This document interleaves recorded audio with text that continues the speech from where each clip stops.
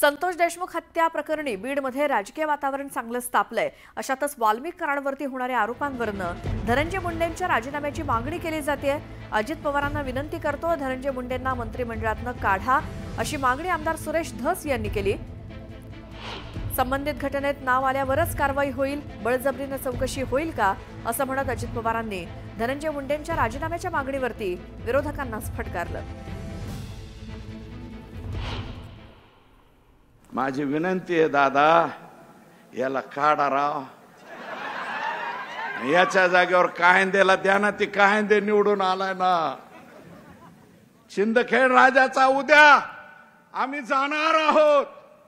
दीपक केदार म्हणाले राजमातेच्या जन्मदिनी आम्ही तिथे जातो। त्या शिंदखेड राजाचा आमदार आहे, अजितदादाच्या पार्टीचा, जिजाऊंच्या गावचा आमदार आहे। कायंदेला द्या, कुणाला द्या, पण हे कशाला ठेवता हो? याचं लय आमचं वाटोळ केलं याने। माणसं मारायला लागलाय हो, दुपारून माणूस मारलाय, पुन्हा ह्याला सत्य ठेवा म्हणजे दिवस उगताच मारीन।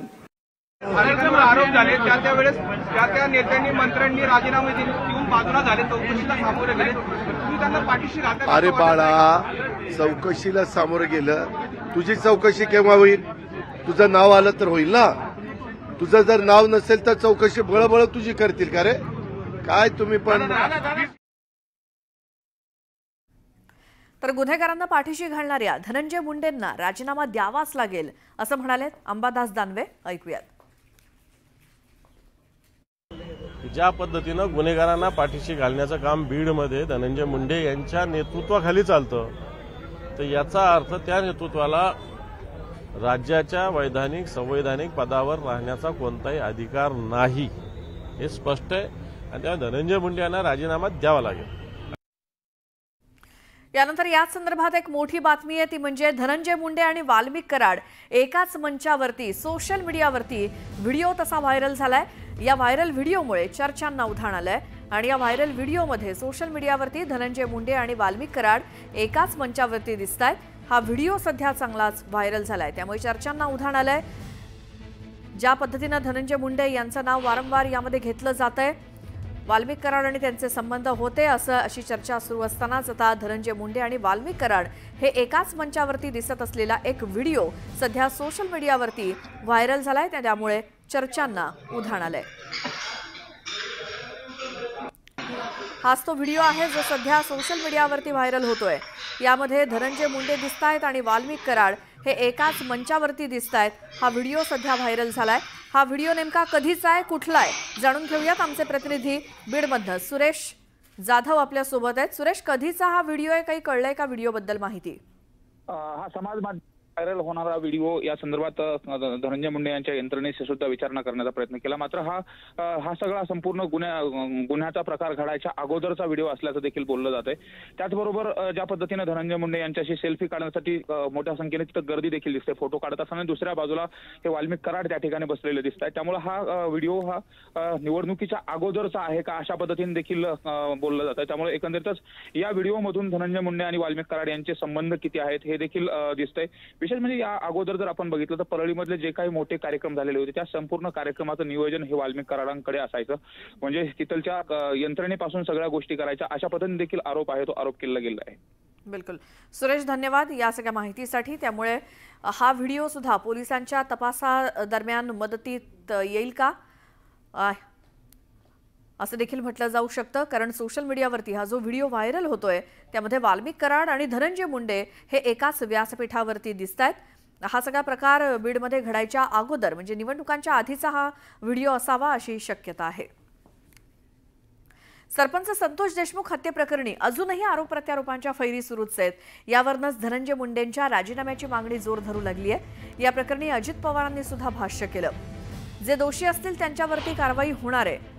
सीआयडी चौकशी सुरू आहे, कुणालाही वेगळं ट्रीट करून विशेष वागणूक दिली जात नसल्याचा टोला अजित पवारांनी विरोधकांना लगावला, तर सर्वांसाठी कायदा सारखाच आहे अशी थेट प्रतिक्रिया अजित पवारांनी दिली। या संदर्भामध्ये जे कोणी दोषी असेल त्यावर कारवाई केली जाईल असं राज्याचे प्रमुख देवेंद्रजींनी सांगितलेलं आहे। आम्हाही लोकांचं तेच मत आहे आणि तशा पद्धतीनं एखादी चौकशी करून काही झालं असतं तर गोष्ट वेगळी, पण आता सीआयडी आपली वेगळी चौकशी करते, SIT वेगळी चौकशी करते आणि न्यायालयीन पण चौकशी आहे ना बाबा.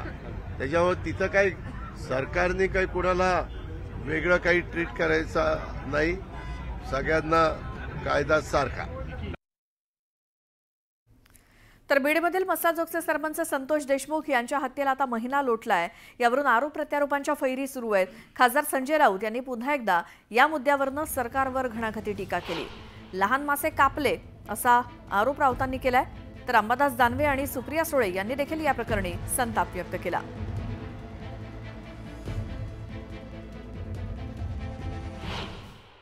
वाल्मिकी कराड पण त्यांच्याच पक्षाचा आहे, त्याच्यामुळे त्यांनी खपवून घेतलेलं आहे आणि जे लहान मासे आहेत ते कापलेले आहेत.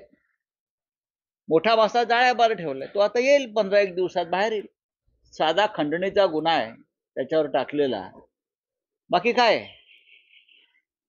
कोण कोणाला वाचवत आहे आणि हे राज्य म्हणजे माफियांचं राज्य कसं झालंय. शिकागोमध्ये अशा प्रकारचं राज्य एकेकाळी चालत होतं. की राज्यकर्ताच माफियांचा समर्थक होता, राज्यकर्ताच माफियांना मदत करत होता. सरकार गुन्हेगारांना संरक्षण देतं ही आमची स्पष्ट भूमिका आहे. जे मुख्य आरोपी आहे त्यांच्यापर्यंत अजून सरकार पोहोचत नाही माहिती असूनही. वाल्मिक कराड असेल, वाल्मिक कराडांना खून केलेल्या लोकांनी सातत्याने संपर्क साधलेला आहे. वाल्मिक कराडांच्या दबावामुळे पोलीस स्टेशनमध्ये कंप्लेंट 3 तास रजिस्टर झाली नव्हती.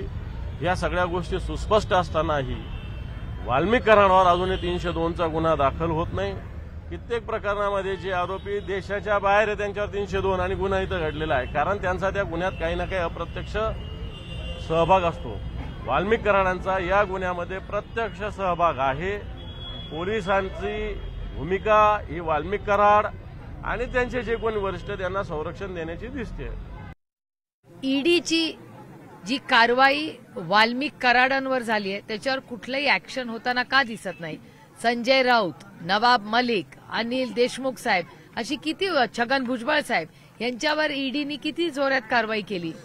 मग वाल्मिक कराडांना अनेक वेळा ईडीची नोटीस आली का नाही, काय झालं, त्यांच्यावर मोका का नाही लावण्यात आल्या. काल 6 का 7 जणांवर मोका लावण्यात आल्यात, बरोबर. मग वाल्मिक कराडवर का नाही मोका लावला. अटक त्यांची झाली, कशी झाली, ते शरण आले. काय चेष्टा लावली आमच्या सगळ्या बीड आणि परभणीमध्ये झालेल्या लोकांची आणि महाराष्ट्राच्या कुटुंबांची. आणखी एक मोठी बातमी आहे. भाजपचे नेते नारायण राणे आणि रावसाहेब दानवे यांनी संजय राऊतांवरती जोरदार निशाणा साधलाय. संजय राऊतांची मानसिकता चांगली नाही, सध्या ते डिप्रेशनमध्ये आहेत, त्यांच्याकडे लक्ष देऊ नका असं नारायण राणे म्हणालेत. तर संजय राऊत काहीही बरळतात, त्यांना गांभीर्यानं घेऊ नका असं म्हणत रावसाहेब दानवेंनी टोला लगावला.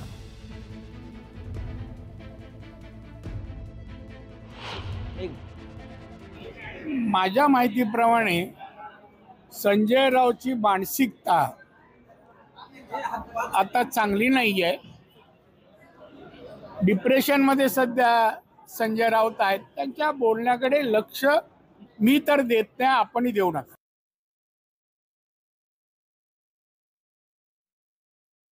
ते बरळलेल्या अवस्थेत ते त्यांच्या बोलण्यावर आता बोलणं म्हणजे केव्हा उठा काय बोलतात ते काही समजत नाही. त्यामुळे ते रोज वेगवेगळं स्टेटमेंट करत असल्यामुळं त्यांच्या बोलण्यात काही अर्थ नाही.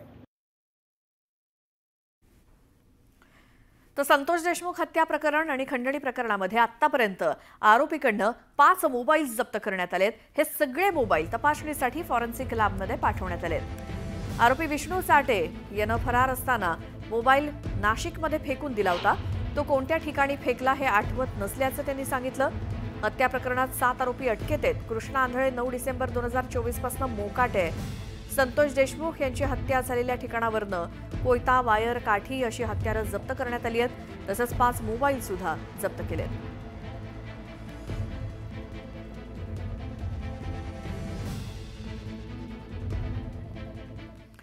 बीडच्या परळीमध्ये राखेची वाहतूक करणाऱ्या टिपरनं मोटरसायकल स्वाराला उडवलंय आणि या अपघातामध्ये परळी तालुक्यातील सौंदाणा येथील विद्यमान सरपंच अभिमन्यू क्षीरसागर यांचा जागीच मृत्यू झाला.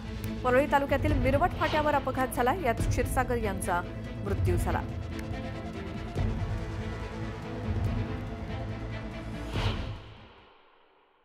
मला वाटतं सौंदाणा गावचे सरपंच दलित सरपंच आहे, त्या सरपंचाचा जागेवर खात्मा केला गेलाय. म्हणजे तो घातपात आहे का ॲक्सिडेंट आहे अजून त्याचा शोध लागायचा आहे.